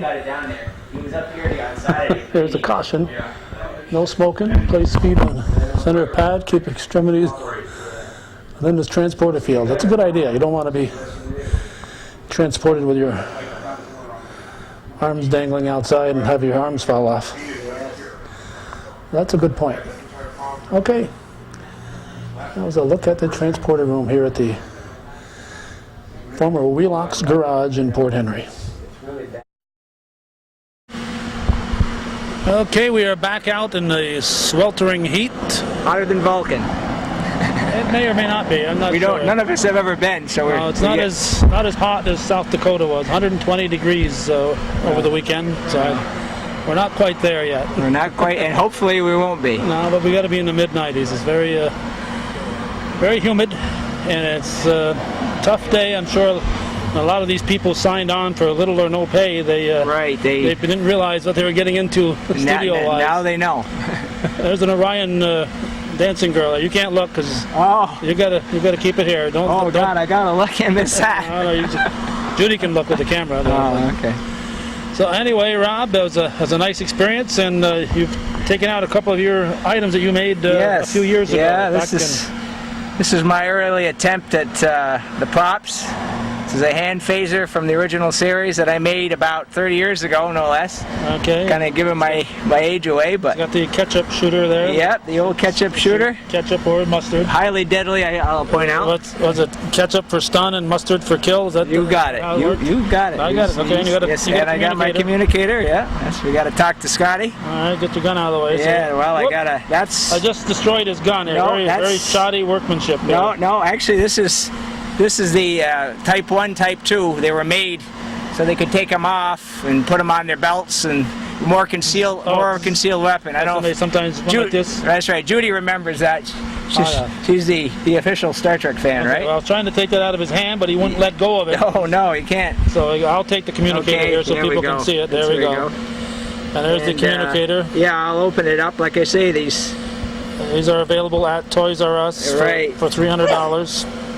Through 45th Parallel Productions. Looks like it's falling apart too. It's got 30 years on it too. So. All right. Well, it sounds like this we'll get an enjoyable experience for you. I found it interesting. I think it's nice Judy. that something like this happens in our greater Tri-County area. Yeah, like I say, when I was here 16 years ago buying an old Lincoln, I never expected the next time I come I'd be stepping onto the bridge of the Starship Enterprise. So quite a shift in the scene, as you've been known to say. So. Okay, well, what he's talking about is that when this was Wheelock's Garage, he came down here and looked at. Did you buy that Lincoln? Yeah, I did. You bought that Lincoln down here in Port Henry. Yeah, still got it. Okay, I'm not sure at this point which sequence I'm going to put it in because there were 2 interviews inside. You may have just seen them. If not, we're going to run them now and end with Tim Russ. The first guy, J.G., what, do you remember his name? J.G. Herzog, I believe. No, I don't think it was Herzog. I don't think it was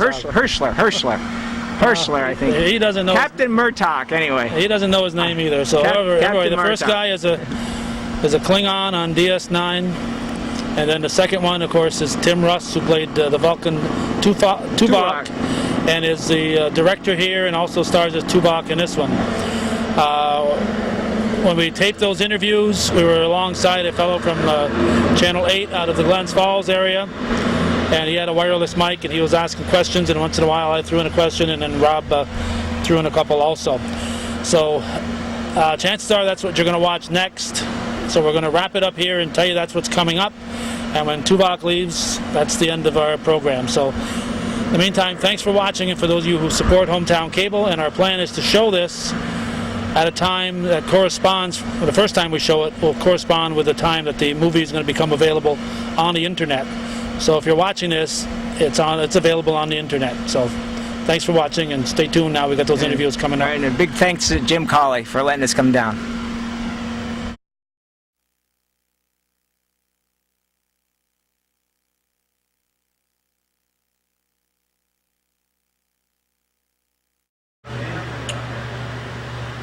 Well, I used to back in my youth, back in the salad days of J.G. Hertzler. I worked for the federal government for a year, right out of college. Part of the National Environmental Policy Act set up an office in GSA, which is the most corrupt agency in the federal government, and always has been. But I was living in a group house across from this gorgeous woman who lived in the townhouse across the street. And I finally started striking up a conversation, talking, and meet at the restaurant. And her name was Dallas. And we were, well, the circumstances I can't go into, but out of the blue, I said, you know, someday I'd like to see Fort Ticonderoga. And beat. Her response was, well, my grandmother owns it. And I said, what? Her name was Dallas Pell. And Claiborne Pell's daughter. And I think the Pells have some connection to Fort Ticonderoga. I think his name was William Ferris Pell. Is that right? Yeah. And I didn't know this in 1909. And I didn't know anything about the history of Fort Ticonderoga, except for a little bit about the battles, or the non-battles. But that's my story about Ticonderoga. And after she said, I definitely wanted to see it. But who'd have thunk, 30-some years later, this would be the reason. Retro Film Studios would be the reason that I would actually see Ticonderoga. And beautiful Port Henry. Now, could you give us your name and what connection? My name? Yes, your name. You can't have it. Well, give it to the camera. And your connection with Star Trek and... My name's J.G. Hertzler. I played, some say 7 characters on Star Trek, DS9, Voyager, and Enterprise. But I think more of it as like 11 or 12, because I desperately want to defeat Vaughn Armstrong as the guy who's played the most aliens on Star Trek. I think he still has me by a couple, but I won't admit to that. In his mind, he's one. But I did about 40 episodes of a character called General Martok, who ended up as the Chancellor of the Klingon Empire on DS9, and that is why the actual reason I'm here is because my mother. Can you hear that conversation out there? I'm hearing fans. The fan? Yeah. Well, sorry. That's okay. Forgive me, people. We cannot be here without a fan.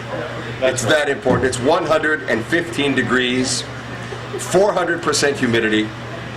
This is a white shirt normally. So the fan stays. Life support system. It's a life support Just system. turn your mic a little bit, that's all.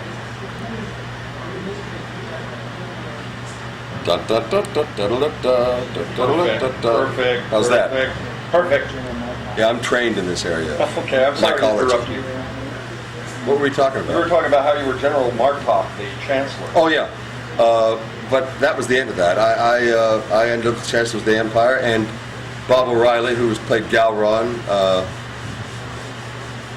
he is still Chancellor but in Sto-vo-kor, but I am the only living Klingon Chancellor. Let's make no mistake about that. I want to be perfectly clear about that. You got to understand, I'm the only living Chancellor. All right.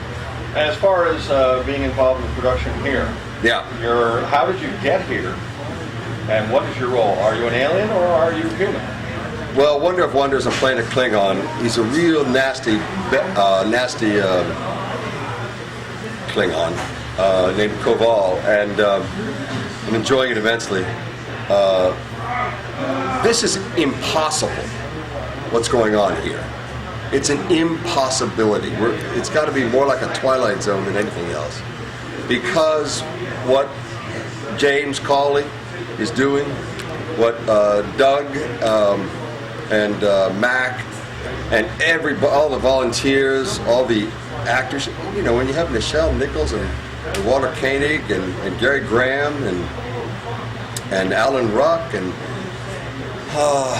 Chase and myself and so many others, and Garrett Wong, and you know, these guys are all big time. I exclude myself from that company. I'm sort of medium time. But for them to come up here to Port Henry, to Wheelock's garage, and work in really non-air conditioned 110 degree heat with 400% humidity for peanuts, and we all get a bag of peanuts every day. No, it's heavily salted. We get peanuts and a salt lick, you know, a big cube of salt, and that's the first aid kit, a block of salt. It's an impossibility when you think about the hurdles, the legal hurdles, and the financial hurdles, and the proprietarial hurdles, and the intellectual property hurdles, and the fan hurdles, and for James and Doug to be doing this accomplishing this is an impossibility. You have to understand that right off the bat. If somebody were to ask me if it were possible, you know, it's ridiculous. The people are insane. And I think maybe Roddenberry was kind of nuts, you know, too, when he did. Everybody thought he was a little crazy. He's a very brave man, incredibly courageous man, Gene Roddenberry. And Can I ask you, were you a fan of Star Trek before you got on board the franchise? You know, I wasn't of the classic series. I don't think I watched it when it was first on, because I was in high school, and I played football. I was in the band. I had a rock and roll band in '66, '67, and '68. That was exactly my high school years, and I didn't watch much TV. I ended up watching a little bit of Right Here, our show tonight, Sergeant Barry Sadler and Topo Gigio, Ed Sullivan, and you know the variety shows, you know. But I wasn't able to watch much Star Trek. But they started almost immediately in reruns, you know, like a few years later. And so I'm sure I've seen every episode like 400 times, and I still think that Bones, you know, DeForest Kelley, Bones McCoy is my favorite character because of his irascibility. He's a cranky old guy, and just, you know, I loved him, and that's what I tried to make Martok too, a likable, cranky old SOB. And I was just lucky that they brought the character back and kept him for a lot of episodes for DS9. But in terms of fandom, I really began watching it the first run of the series when Next Gen started, because Patrick Stewart, I've been an actor for 30 years, and Patrick Stewart was consummate Shakespearean actor from the RSC. Patrick spent 25 years, you know, working at the RSC for 250 quid or $250, $300 a week, and then got a job on Star Trek, and now makes $12-15 million a film. Go Patrick! Which is good, because you know, for a Shakespearean actor, there's not much money in it, and but he, you know, but he's following in a great tradition, you know. Patrick and Anthony Hopkins, Patrick Stewart, and not Peter O'Toole. He was, as he said, he was a movie star. You know, not an actor, a movie star. Anyway, I don't know what we were talking about. Walter Koenig broke the ice here as an original cast member coming on board. Yeah, I sure did. How did you get here? Well, it happened all of a sudden. I wasn't really involved until a couple of weeks ago. I got a call from Gary Hassing, a friend of mine in Los Angeles, and he said, JG, would you be interested in doing this? I said, when he explained it all, I said, that's insanity. What are they doing? I said, well, okay, I'll do it. I just came back from Minneapolis. I'm going to North Carolina. There was about a 2-week period where I wasn't doing it. I didn't have to be any other place. And I said, and it happened. This was right in the time, oddly enough. So the stars all lined up. I mean, those stars up there, and there was a full moon. And Mercury, I understand, is in retrograde, which means things are crazy. But things are crazy, but it's getting done, and it looks wonderful, and it's impossible. Now, in this, I'm an actor, Jim. do you play a 60s Klingon as opposed to the modern day Klingon in this series here? No, well, modern day, you mean like 2,300? The Michael and Sarah Klingon doesn't look like the way Yeah, you the original Klingons had no appliances. They were simply tinted green. No, I have a lot of I have the later Michael and Sarah. Michael and Sarah, for the French audience out there, I'm highly skilled in all languages: Klingon, French, a little Klingon, Espanol, Koi, Keles, Pu, Makcha, Human Pa, Kajichach. And I'll sing for you if you come to my house. And if you don't watch this, I'll hunt you down, find you, and sing to you there. Anyway. Star Trek is no longer on television. It isn't. As far as new. Thank you. As far as new release. Star Trek has never been not on television. That's right. In my lifetime. like Gilligan's Island. No plans for movies from Paramount. Well, there are plans. The press releases I've read and whatnot are J.J. Abrams has been contracted with massive amounts of money, but you know, Hollywood, you can't really much believe whatever you hear or say. But apparently there's J.J. Abrams who did Alias, who created Alias and created Lost, I believe, and Men in Black or Mission Impossible. Is it Mission Impossible? You know, huge blockbuster successes. Is supposed to be working on the script and putting together the next film. It should be about me. I'm told that it's all about me. I can't guarantee that. It's just hearsay, but it's the rumor around my house. Well, Kirk is dead. Who else will they go with? Exactly. Thank you. Now, you were with a variety of different portions of I've been Star fired from many jobs. Oh, what do you say? No, you were here with an original cast member, Michelle. Yeah. You're also here With Walter. with Walter Koenig from the And with original- Garrett, a different series, different time period. Any kind of insights or feelings about that? Is it like an old family reunion type of deal, or? Well, over the years, I've got to know a little bit of Michelle and Walter and Garrett. Garrett and Bob O'Reilly and myself did a play called Art for a series of conventions. We did a 3-person play, so I got to know Garrett very well, and he's an incredibly funny man. I hope you get a chance to interview him because he's a very funny man, and so is Walter. One time Bob and I were asked to do Klingon karaoke at a at a Star Trek convention. And it was the first time it had been suggested to us, and we said, well, what is it? And the guy said, I don't know what it is, but you're on. I said, well, wait, is there any music? No. Is there any screen for people to, no. You're on. You know, so after about a half a bottle of Macallan 25 scotch, we got out there, and we expected there to be 4 or 5 people sitting around because we had no idea what we were supposed to do. and nobody would really go to it. It was in the lobby of a hotel, and the lobby was filled with 600 or 700 people. It looked like they poured them in. Jimmy Doohan was in the front row, and Walter, and a few other, I think Avery was there, I'm not sure. Anyway, we had no idea what we were going to do. So we started, and Walter got up and helped us out.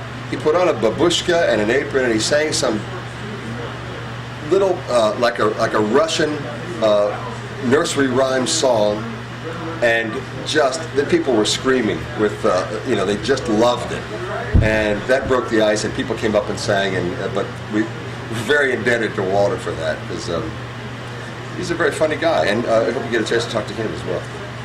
When you get the celebrities on, it's just me. You have a favorite episode? Once more into the breach, dear friends. Once more into the breach. Onto the breach. That episode was written by Ron Moore, and Ron Moore, to me, was, if not the most talented, certainly the most incredibly talented writer for Klingon material in Star Trek. And he is now the executive producer and recreator of Battlestar Galactica, which is, if you haven't seen it, watch it, because it's a brilliant sci-fi show. He's a wonderfully talented man, very talented man, and he wrote this episode that was very much like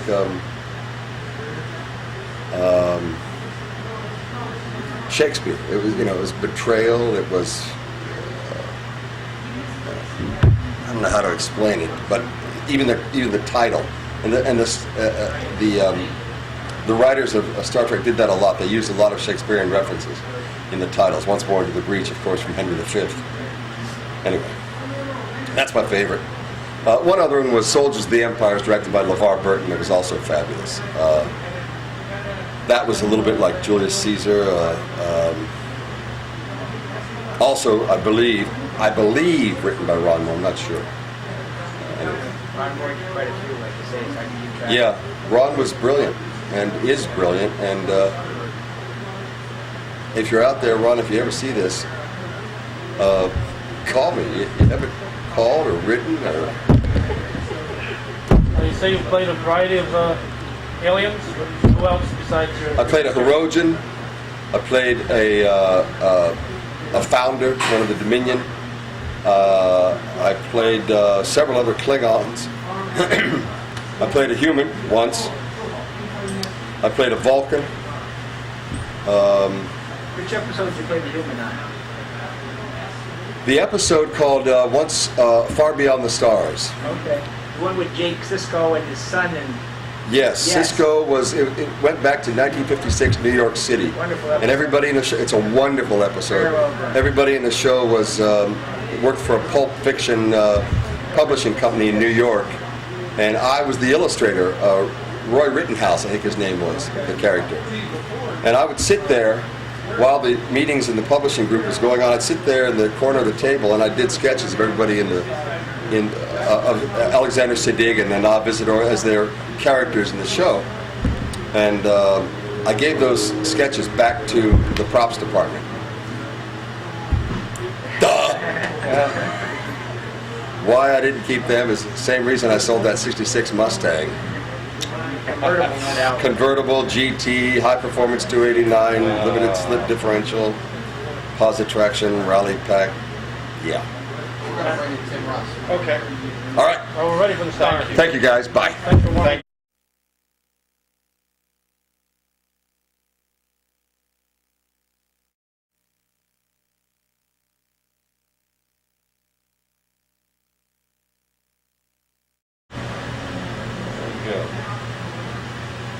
Welcome Welcome. to Ticonderoga and Fort Henry. Is this your first time here? Oh yeah, I've never been, this far northeast before. I lived in Rome, Utica for a short time. My father was in the Air Force when I was younger, but other than that, I've never lived in New York State anywhere else, or really been anywhere other than the city. So, New York City. Can you state your name and what aspect of Star Trek you were involved in? My name is Tim Russ, and I've been working within the Star Trek franchise for probably almost 10 years, 10, 11 years. I started by doing a couple of guest spots on The Next Generation, Deep Space Nine, the feature film Generations. And then I landed a role in Star Trek Voyager as the character Tuvok, as a regular, the Vulcan, and did that for 7 years. And since that time, I've been working as an actor and directing and playing music and all that for the last 4 or 5 years. Your character is groundbreaking, Tim, as a Vulcan. And, never had heard of Black Vulcan before. Right. How did that come to be? Well, that was the concept of the writers and the creators of the show. You know, consistent with Gene Roddenberry's vision, groundbreaking is what Trek is all about. We had the first female captain in a series, and myself as a Black Vulcan, which certainly is no different than the myriad of races we have on Earth. There's no reason why that wouldn't happen on another planet. It is the process of evolution, after all, and that's you know what they came up with initially. By the time I came on to it, it was already done. So it's just a matter of finding somebody to play that part, and it just happened to be that that they liked me the best for it, and I'd already worked with them several times before, so I had a history with the franchise by that time. How did you develop your character, your Vulcan expression of Vulcanism? Well, I based Tuvok's character on what had already been established. We've seen several. Saavik, Spock. So I kind of based it on a composite of several of those characters to start with, just to get the groundwork going. And then what typically happens is the writers will come up with storylines which define the character. This character's not going to be defined in one episode. You know, it takes time to get to know this person. It takes time for the person to get to know themselves and discover things about themselves. It's based on the obstacles and experiences that the character goes through. So, you know, maybe episode number 35, the character has to deal with issues of other characters who are infatuated with him. Well, how does he deal with that?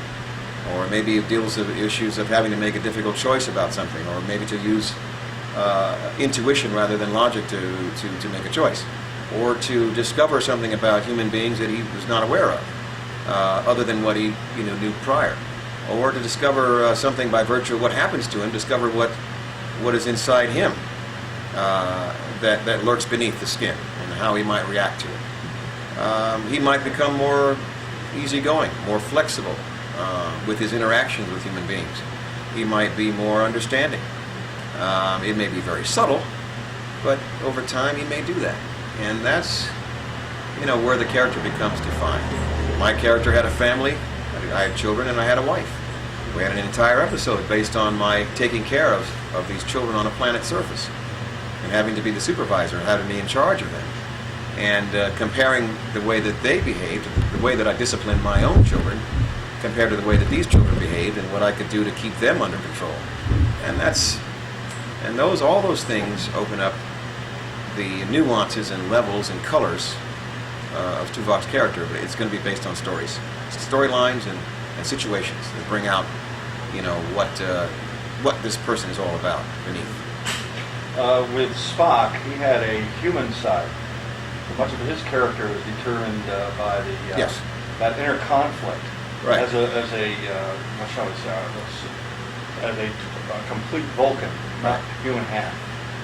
Did you see anything different for the character than Spock would have to deal with? I mean, how would you have developed him differently than Spock? Spock had to struggle with this human emotion constantly trying to crop up. Well, the premise for my character was that I don't have to worry about the struggle. Where Spock might be overcompensating because, of course, he was raised on a planet where he would be teased and not accepted by his peers because he's part human. As children on our planet are teased growing up for one reason or another all the time. And that develops a complex, as for them as an adult, potentially. And so it kind of shapes their personality. It shapes their perspectives and the way they look at them and their behavior in some cases. Well, Spock had to overcompensate for being half human by being more Vulcan. Although he softened over the years of telling their stories. He kind of softened a little bit. Clearly, he saw Captain Kirk as his friend, and there was a very tight bond. And for myself, I don't have to worry about that. Tuvok's character is all Vulcan. He didn't endure all that stuff growing up. He is comfortable with who he is. And once you have that as a basis, if you're comfortable with who you are, then you've got the flexibility to, to look at things differently, or to accept the human beings and their behaviors as what it is, and even to even cooperate with or work with them in some respects. I mean, it's not unlike, there's also the situation where if you go to France, you have to, you're in France, you do as the French do. You go someplace else, you do as you're in their house, you have to, honor that space and sort of work within their parameters. And that's more or less what I have to do. I'm working on a ship full of human beings for the most part, and other alien species as well. And you have to understand and not judge them, and not be biased towards them because they're obviously different. Obviously, something we deal with on planet Earth every day. Nobody gets along with anybody because they come from somewhere else and they speak another language or whatever. It's very difficult for us to make that adjustment. So it's all the same thing, but essentially I don't have the same conflict that he had. And again, I have a wife and children, so I've gone through the whole process of gone far and have a family. That changes your perspective dramatically, I can say from actual experience. Now, as far as the new series after the original series, there was a lot of changes as far as how Vulcans were perceived. I think after First Contact and when Star Trek Enterprise came on, there was a bit of animosity. You feel a sense of animosity between Vulcans, a little bit of mistrust towards humans. Did you see that in anything of the portrayal that you... The only mistrust on my show and my storyline was between myself and the commander, because I was essentially undercover on his ship. And he never really trusted me, almost throughout the whole series. There was always a tolerance, of my character, but there never was a super tight bond. We did get to, come together a couple of times when I rescued him in a couple of situations, and it was okay. But I think for a long time he never trusted me. But that was purely circumstantial. It was because of, how we met and how I worked with him, and I was undercover. So apart from that, it was not, I think that there was never any animosity towards Vulcans. It was usually, one character making fun of me for this or that, or, having a go at me because I was the way I was. And that's usually what it all involved, more than anything else. How did you find yourself here? Well, Sky Conway, who's the producer of this feature, called me one day out of the blue, and he said, "How would you like to work with me on a project I've got going on called Of Gods and Men?" And I said, "Well, yeah, what's going on?" He told me the details, and I said, "Yeah, it sounds great. I'd like to direct it." And he asked me if I wanted to play a part in it, and I said, "Yeah, sure, I'll play a part." I had no idea it was going to be quite as extensive as it was, but I said, "Yeah, I'll play the character of Tuvok." And then once we developed the storyline, we figured out that my character would exist in an alternate timeline, and which would make it could make it a little bit different and could make it interesting. So ultimately, we put the story together and all the details, and sort of set a time frame as to when we were going to shoot it, and everything else was just a matter of production. But it was clearly out of the blue. I was just sitting at home one day and the phone rang. It was just that simple. And once you say yeah, you're 300 faxes and 200 phone calls and some travel, and it gets done. So you're in a parallel time extension, and is there a crossing? Well, we can't give away the story too much, but essentially, we're not. You would see the Trek characters, some of whom go back to the original series, not just the regulars, but some of the guest stars. A lot of surprise guests. But you will see a lot of characters playing parts other than what you've come to know them as. Very different. The whole show is going to be very different. The way it's shot, the way it's going to look and feel, and it's going to be quite good. Quality is going to be, I think, incredible. So it's going to be a very good piece. And the story it does deal with issues of terrorism, which are current social issues. We wanted to introduce at least one aspect of the current social fabric of our country, if not the world, and the concerns, and try to get that into the story. Because that, again, is one of the things that Roddenberry used to do all the time. It's always been sort of the legacy of Star Trek, is to try to introduce social issues and social concepts and things in the stories. And we wanted to get that current topic in and try to get a different perspective on it.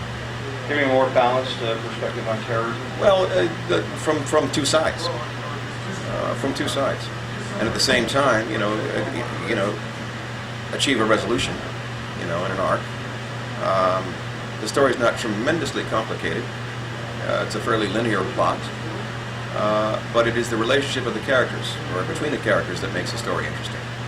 And the way that we have it set is interesting. Before you were involved in Star Trek, did you ever watch the original series? Well, yeah, when I was in college, there was only 3 stations back in the day. I remember those. They only had 3 stations, and they only had a few things to show.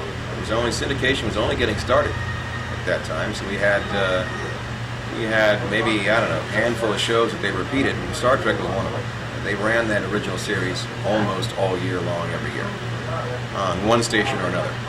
And so, yeah, we caught a number of episodes, and pretty much like most of the world, they all know Kirk and Spock, almost everywhere in every country. And they've become cultural icons. So everybody knew a little something about that show from the word go. Even if you didn't watch it, you still knew about the show. So that's, I would just catch them once in a while on syndication.